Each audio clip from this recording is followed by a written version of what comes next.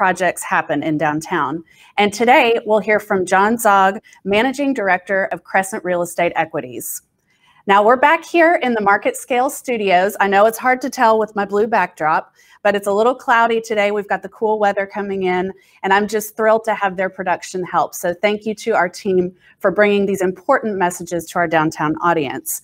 Now, you all know I love to plug our downtown companies. Market Scale is a digital marketing agency that helps the world's leading brands create and distribute content through media channels just like this. They have a vast amount of expertise, from branded podcasts and virtual events to video production just like this, all focused on B2B content that is educating, informing, and inspiring across every industry. Now, a couple of housekeeping items. This program is being recorded and will be available to you after the event. We'll send an email out, and it will also be posted on our YouTube page. On that YouTube page, you can also catch up on any of the episodes that you may have missed. Now, be sure, if you have questions, to type those into the question box, and we'll get to those a little bit later in the program. We want to hear from you. Now, I want to take just a minute. Most of you, if you're registered this morning, you know a little bit about DDI and who we are and what we do. But I want to take just a moment to remind you all that we do and how we are truly here for all of you.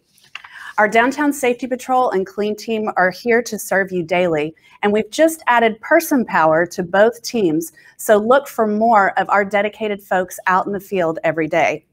You can reach them through our CSAY Now app that's available on Android or iPhone, call our dispatch center, or simply wave them down when you see them on the street. Our homeless outreach team has also expanded with additional street outreach and a fellowship program that employs individuals in transition programs to help with our engagements.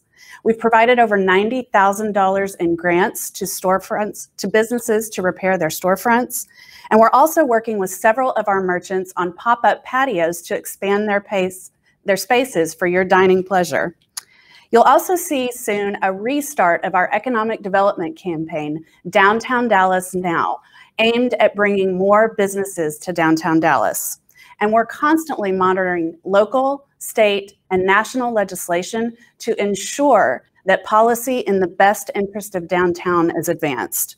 Finally, we have reaffirmed our commitment to building a downtown for all, elevating our goals for equity and inclusivity.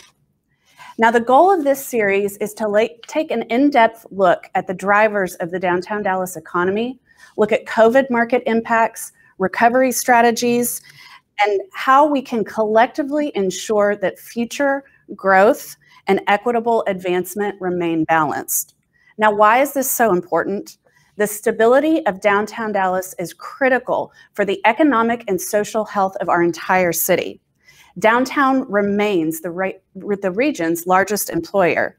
We've had the fastest growing residential population every year for the last decade, and at just a fraction of the city's land area, downtown remains an engine for the entire tax base. Now, over the last 6 months, the challenges we have faced in downtown are not unique, but what is unique is how we are poised to emerge even stronger. Our residential occupancy is at 90%. Employees are beginning to return to the office, and $4 billion of development is still on track. Ida B. Wells Montessori began their first classes this week, albeit virtually, but that new elementary school in downtown is alive and well. And new parks like West End Square and Carpenter Park are continuing to move forward. We have over 200 restaurants, shops, and museums open in downtown Dallas. We know that performance programming is coming back to the Dallas Arts District, and fun things like Yoga at the Eye at the Jewel and the Dallas Farmers Market calendars are full. We've also recently celebrated several new openings like True Kitchen and Cocktails, Chill Mama Taco Bar, Burger IM, La Tarte, Primo's, and Spherico at the Statler. And there's no better way to get a true pulse on the heart of downtown than to talk to those who are making these projects happen. So today, it's my pleasure to be sharing the screen with John Zogg, Managing Director of Crescent Real Estate Equities. Now, John joined Crescent in 1994, and he oversees asset management and leasing of over 5 million square feet of Crescent's office markets in Texas and Colorado. His resume also includes leadership roles with Rosewood Property Company and Hines, and in total, he's managed more than 30 million square feet of office space throughout his career. Just this year, John was named to the University of Dallas Gupta Business Hall of Fame, an award that recognizes outstanding business leaders who have achieved significant success in their chosen fields. Now, in John's civic roles, I can tell you from personal experience, John knows downtown. He's a founding member of the Woodall Rogers Park Foundation, the organization that manages and created Clyde Warren Park. He served on our own board at DDI for more than 2 decades and with Uptown Dallas, Inc. And in 2002, Mayor Laura Miller appointed him to the Inside the Loop Committee, and he served as founding board members on both the City Center and the Downtown Connection TIFs. Like I said, John really knows downtown. So let's get right to it. John, welcome. It's great to be with you this morning. Good morning. Hope everybody's doing well. I think we are fine and dandy jumping into fall. Yeah. Now, John, I want to start. We met in 2002. I was a young pup in my career, and you were actually the chair of my first board. Now, at that time, you had been with Crescent Real Estate for, I think, about 6 or 7 years, and you were already entrenched in the downtown revitalization efforts. So I want to hear a little bit from you about what was your passion? What drove you to get involved? And tell us a little bit about the story and how it evolved from there. So I'll be honest, my passion for downtown Dallas arose from anger, truthfully. Crescent at the time was 36 million square feet across the country, and I got to see other downtowns and cities pass us by. And so my competitive nature, while we were benefiting in other markets from great downtowns, I saw downtown Dallas not paying attention to its city core and watching it deteriorate, really. And so if you think about it, back then, in 2000 era, there were only 250 residents downtown. They all lived at the Manor House. Main Street was a disaster. It was boarded up. It was empty buildings. You couldn't find the owners. They couldn't pay the taxes. It was just a mess. And there was no strategy to how to fix it.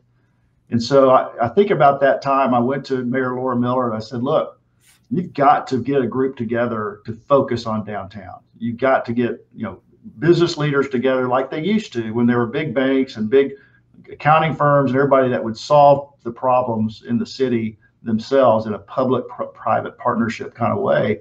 We got to get back to that. We can't wait for the city to go fix these problems. They won't do it. So we've got to help lead that and work with them to do that. So I told Mayor Miller, I said, Robert Decker's the guy. If you can get him to do it, he's got all the passion for downtown of anybody I've ever seen. So if you can get that, great. And so he agreed, which was fantastic. So that group came up with 10 big ideas to how to fix downtown. I look back on that and I don't remember all of them, but I remember some of them. They were not very lofty goals, truthfully. I think we would have been, one of the things we said, we'd be happy if we saw a family walking down the street. Well, that's ridiculous today because we have 14,000 people walking around, residents walking around downtown today. So our goals were, I guess we were so, we just didn't have the lofty goals that we should. And, fast forward even to today, I think is the number 14,000, Courtney? I can never keep track, but it's. I'll take 14. Okay. I think we're more around 12, but I'll take 14 any day. Well, to go from 250 residents to 12 is, yeah. But we're still not there. So, a lot of the other things that we worked on at the time were, how do we improve parking lots? I mean, they were not well kept. There weren't fencing, so no landscaping. So to do that, how do we get people to eat on the street? The city codes were horrible. They wouldn't allow anybody to eat on the sidewalk. So you've got to have an active, vibrant neighborhood, and you can't do that by pushing everybody down to the tunnels. You got to bring them up to the street and activate that with restaurants, get rid of the vacant storefronts, and activate them with amenities that people want. So it's amazing how far we have come. But to be perfectly honest, my passion for working downtown and getting involved in the TIFs and Inside the Loop and Clyde Warren Park, truthfully, all arose from a competitive anger that I thought Dallas was very slipping into second-class city. Well, and I think that's such a great point. And again, starting my career during that time, I certainly felt that from a number of our allies in leadership. So as the Inside the Loop committee formulated those 10 goals and you started to create the tools, you talked about code enforcement as being one of the tools. I know the TIFs were also a part of that toolbox. Talk a little bit more about what we found to be most successful in really affecting that turning point. Well, it was, a focus on just getting everybody to focus was a big deal. You also think about when we went to a 14-1 city council, non-strong mayor system, there were no voters downtown. So we kind of got lost in the political shuffle too, because it just wasn't important to anybody politically. So getting everybody to refocus and understand that how downtown Dallas goes, the region goes. So it's really super important to have a very vibrant downtown when people come to visit for relocations, et cetera, that you have something that you can sell. And downtowns are always going to be visited, and you always want that to be your heartbeat. So that was just getting people to focus was really important. The TIFs, obviously, to activate antiquated buildings that had a lot of issues to get asbestos code, et cetera, those cost money. So forming those TIFs was super important. When I served on the board, we had no money. We were saying we think you can have money out in the future when we create some increment. Hopefully we create increment, and fast forward to today, there's tons of increment. So that there's been those TIFs have been super important to reactivate vacant buildings. So those have all, as we know, gone to hotels, office, a lot of residential, but those were boarded up buildings before that just was a blight on the city. So, and we also, converted a lot of office space that was never going to be office space into uses that activated them. So our vacancy rates for office actually came down a little bit because we just took some of the denominator off. So when do you think that the true shift occurred? When did we kind of come over, to use the word tipping point, from a long ago Dallas Morning News feature? Is there a certain moment in time where you think you kind of stepped into downtown and went, wow, we've really gotten there? Well, I don't think we're ever there. So I guess, we all have work to do, and we can't be satisfied where we are today because there's a lot of things that need to happen, are happening, and there's some exciting news coming up, I think, too. So is there a tipping? For me, I'm passionate about Clybourne Park, obviously. I started working on that as just a harebrained idea in early 2000s, and that became what, in my mind, the region's gathering place. If you guys have never been to one of the Christmas tree lightings or one of the other things that happens there, it is a melting pot of Dallas where everybody comes together with a smile on their face. And it really, if you want to find your civic pride, want to get excited about this region and what's going on, because go to one of those events and just see everybody come together like that. It really is special. I think last year, I'll get the number wrong, but I think there were 35,000 people at the Christmas tree lighting. So it's just a really, those kind of events are, to me, make it worth it, but I also think the park, by taking what was a noose or a moat, if you will, or a true barrier from what good things that were happening in Uptown, good things that were happening in the Arts District and downtown, they were just separate. Now you don't feel that separate.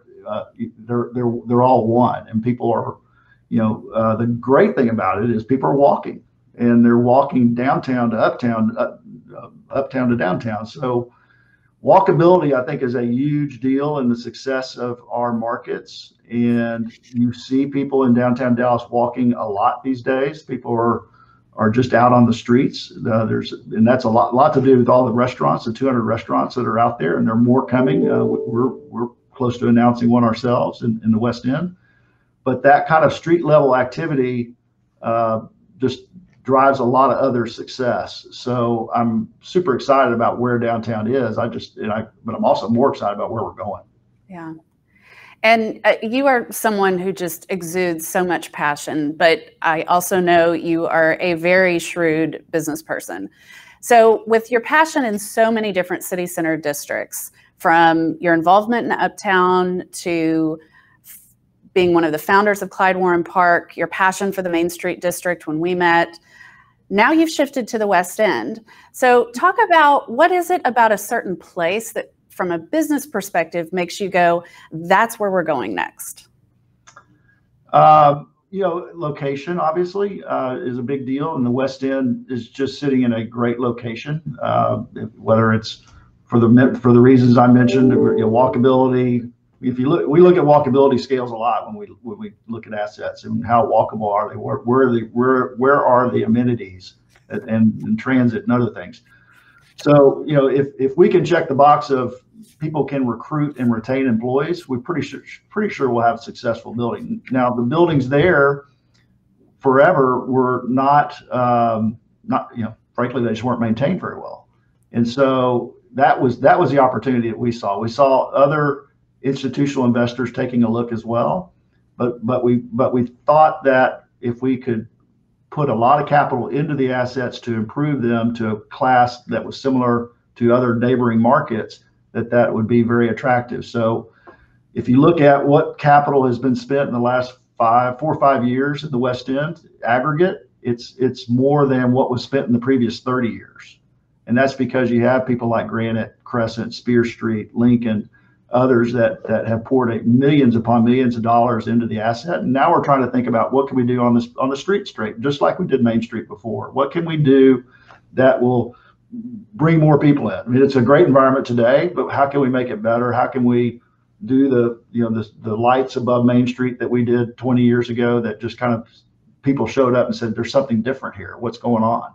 And that's what we want to create there too. And I think the restaurants are a great start. So there's been an improvement of the restaurants there, an upgrade of a lot of the restaurants in the West End. So that's exciting. But, if you look around the country, the historic assets, the creative type buildings that those are, they're actually the highest priced real estate in most other markets. So this one is a true value compared to even downtown or uptown. There's just a real value play as well.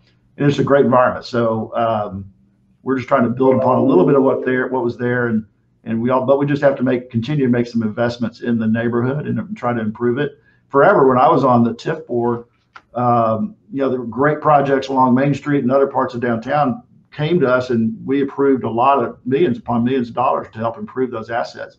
We really never saw any strategy come out of the West End to go improve those assets. So it was just nobody brought forth a great strategy. Now you have all the owners working, not competing, working together to try to improve the neighborhood. And that's never happened in the West End since 1988 or something like that. It's been a long time. So that's why, and I think that's good for Dallas. I think if we get the West End back to where it was when I was growing up, it was the place everybody wanted to go. There was a vibrancy and a cool factor, and I think we're heading back that direction. And the pieces are all there. There's so much going for the amenities and the walkability and hotels. There's living, and there's a lot of things that worked there 20 years ago. So it's going to do well, and we're excited about it. And I think one of the interesting things that's evolved in the West End, and I know the collective of the ownership there is really advancing this, is how we're marrying the birth of innovation in that district with the history. So in terms of the Crescent specific development, I think you all are playing off of that quite a bit. So talk a little bit about how innovation is playing a role in the vision of the district. Well, yeah, it's really it's West End, but it's really the innovation district because of all the amenities that have come in by being designated the innovation district, and the things that they've done from Wi-Fi, water, parking, lighting, et cetera. So it was a test case, first one I think in the country to go do this and say we're going to make this an innovation district and bring those amenities and improvements to the area. So I think we're close to being done with all of those amenities and improvements, but it really has separated it, and it's created a vibrancy. And when we get that park, and West End Park, I'm super excited about, because you need, what we've learned in Dallas is that we have all kind of didn't realize how important parks were to our health and our well-being and us just being happy. So if you want happy employees, happy residents, and happy restaurant goers, et cetera, having a park right there is super important to the long-term success of the district. So again, Robert Decker leading this charge as well, doing hero work for downtown in the other parks that he's already created. And this park is just as important as the other one. So this is going to be a game changer in my mind for the West End. Yeah, I was going to give a shout out to Robert and Amy and the Parks for Downtown Dallas Foundation and the Dallas Innovation Alliance. So you beat me to the punch, but it is one of our most exciting projects, seeing that construction move forward and get that much needed green space into the West End. Right. Now, John, let's shift a little bit to today's reality. I asked the same question of Sarah Terry a couple of weeks ago, and we were all on a call together, and one of your colleagues said, we should not base any major decisions on the last 5 months. So what's your take on where we are? What are you seeing in terms of leasing trends, occupancy, just overall market? What's your take on where we're sitting today? Crescent's take is we should be patient, and we should, there's a lot of noise out there about what people are doing or reacting to, et cetera. I'll admit, this is brand new territory. I can't go back and look at any place in history and find what the playbook is going forward. But what I do know is, March 10th, we were in a great economy. Things were going fantastic. And then the music stopped for the pandemic. So how do we turn things back on? Well, I'm not exactly sure, but I know that a lot of the things that are the noise that is out there is some of it's reactionary.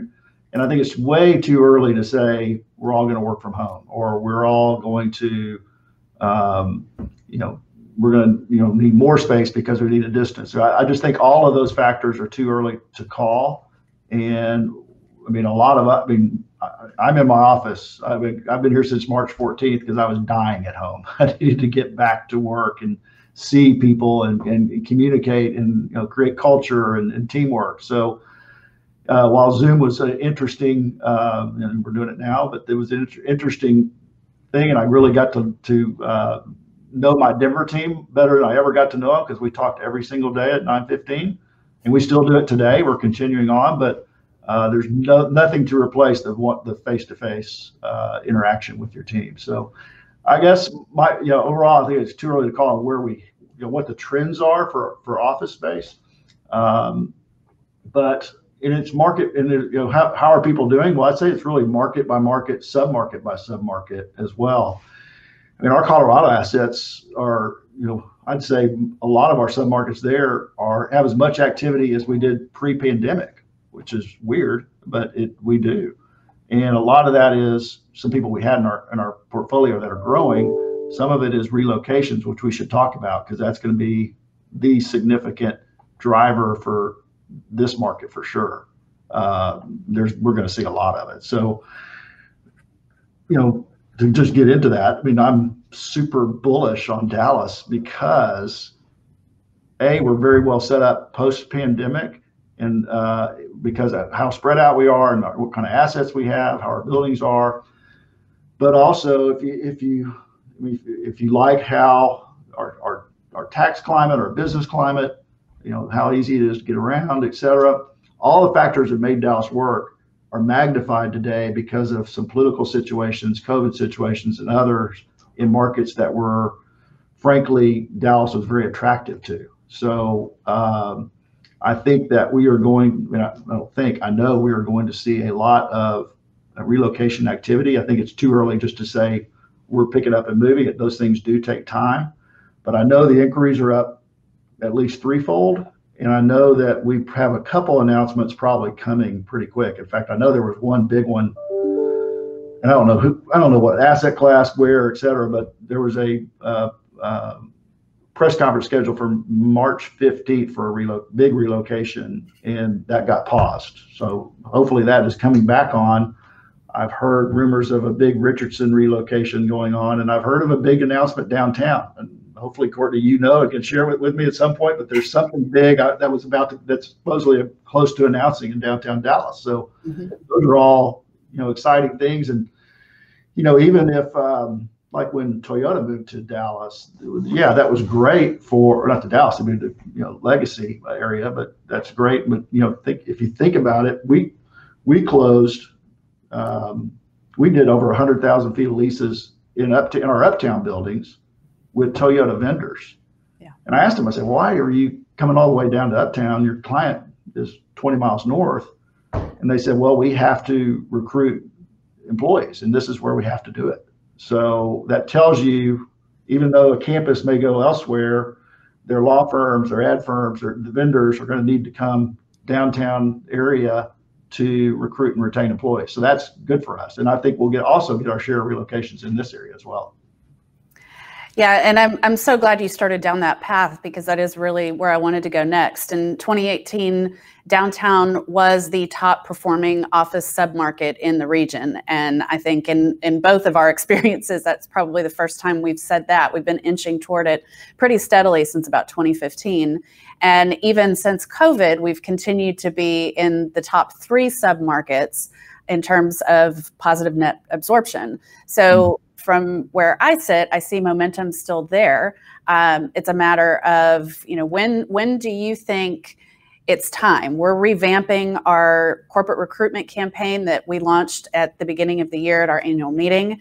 DDI is rolling up our sleeves, and we're ready to bring businesses to this area. So when do you think that phones are going to start ringing again? We do have a couple of announcements coming soon, but you know, there is hesitancy in the market. So when are you going to have your team out in full force again, John? Or are you already? We are already. We're, you know, some of that's, I mean, I'd love to lead by example and get people out. I mean, by not going to work, I feel we're kind of trying to self-recession ourselves a little bit. So I'd like, you know, we're back out. Now, does that mean everybody's out? No. Our buildings are probably on average 25% occupied today. Labor Day was supposed to have been a big week for people coming back. So I haven't seen this week's numbers, but, you know, it's not going to be, you know, we survey and we talk to our customers a lot, and you know, communication, we feel in these times, is even more important than ever. So we are always in front of our customers, asking, what can we do? What do you need? What do you want to hear? And you know, and tell them what we're doing in our buildings, et cetera, to make them feel comfortable. So I would say that right now, most of our customers are talking. You know, the ones that aren't already here or didn't come back now, but probably another 50% are talking about coming January 1. Yeah. Now, kind of staying with that business recruitment, you talked a lot about walkability, and you were actually one of the first commercial real estate professionals I actually heard equate walkability as a value premium on real estate. So do you think that post-COVID, that those drivers of tenant decisions will still be the same? Are you seeing new points coming up in decision making that maybe don't lend themselves as much to those principles of walkability? Or do you think that we still have a pretty positive story to tell in our center city? Oh, I think we have an incredibly positive story to tell. I mean, no, I think walkability becomes even more important. People want to get outside. I think they'll go. I think post-COVID, we'll be walking to lunch much more than we even are today. So, or just getting outside to walk or enjoy the fresh air. So I think that, you know, again, a little too early to tell what the parameters are that people are looking for, but they still, you know, it's even more important than ever to recruit and retain employees. The fight is on for good talent, and that's not going to stop.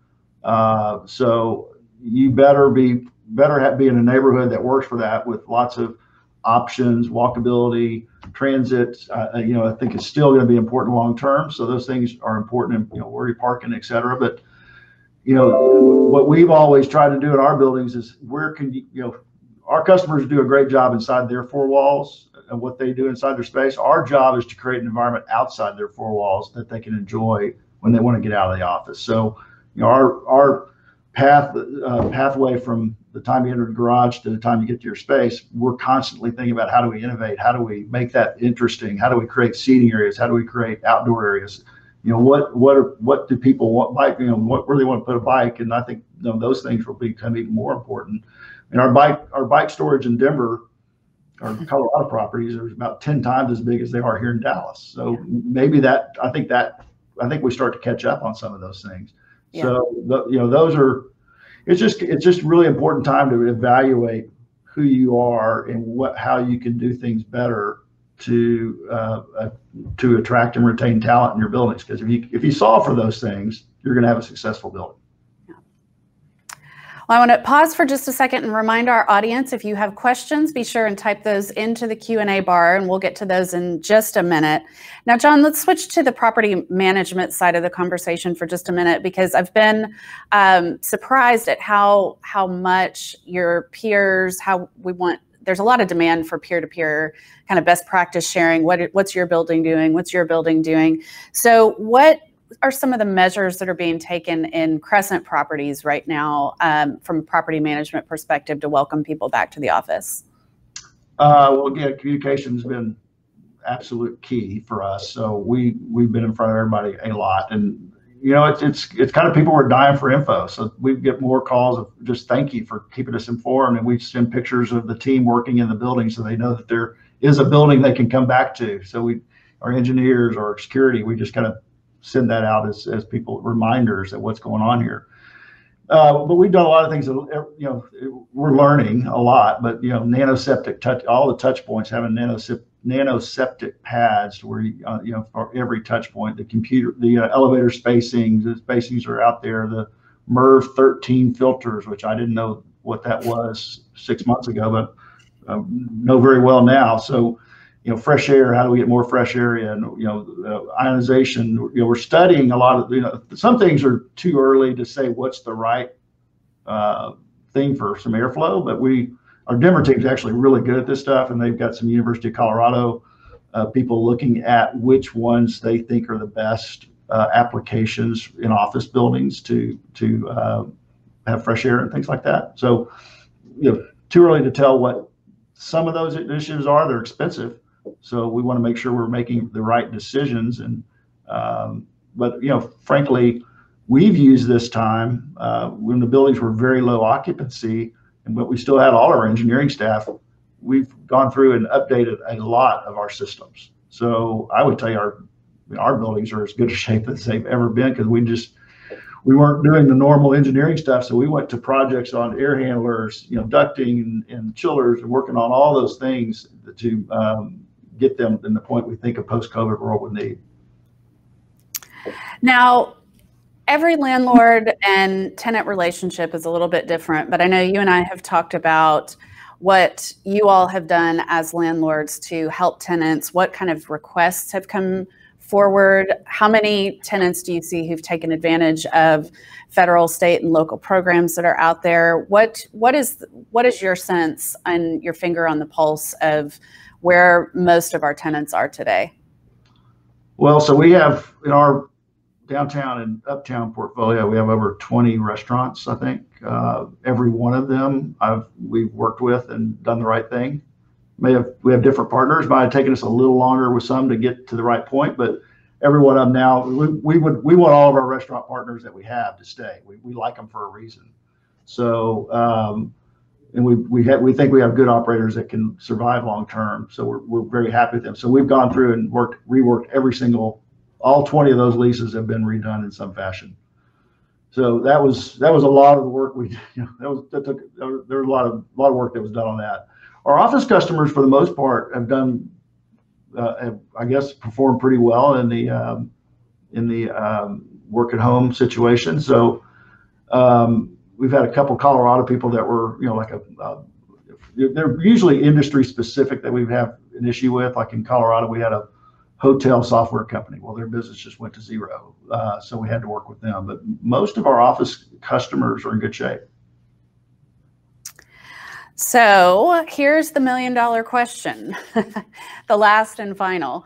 And you've alluded to this in a number of ways, but what is your forecast for the next 12, 24, and 36 months looking forward? I heard my colleague, Andy Taft, who's the CEO of Downtown Fort Worth, Inc., recently say, they're pretty much in Fort Worth, and you all are active there, looking 3 years out, that we are staying positive, looking forward, which is a little bit different than some of our other colleagues in other cities who have a much more challenging road ahead. So where do you see us in the near term and the long term? So just Dallas specific, it depends on what class. So, our hotels, are our best performers March 10th. They're not today.